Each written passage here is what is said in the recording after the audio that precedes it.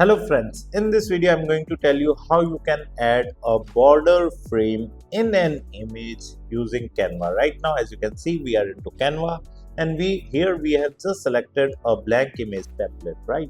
So now we are going to elements and we have just searched for couple, right?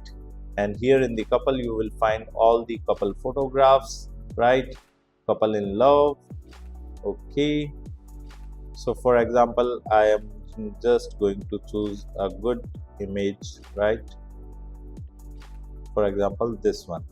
Now we are going to add this image as background, and now in the elements here again we are going to search for frame, right? And here in the frames we are going to frames, okay, and we are going to add this one frame, right? Going to place this one over here, and here we are going to add stroke style, this one, and here we are going to add color to it. For example, I have just selected this color.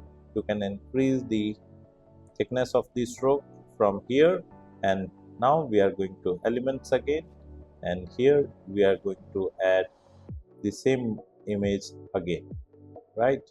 And we can simply increase its size, right?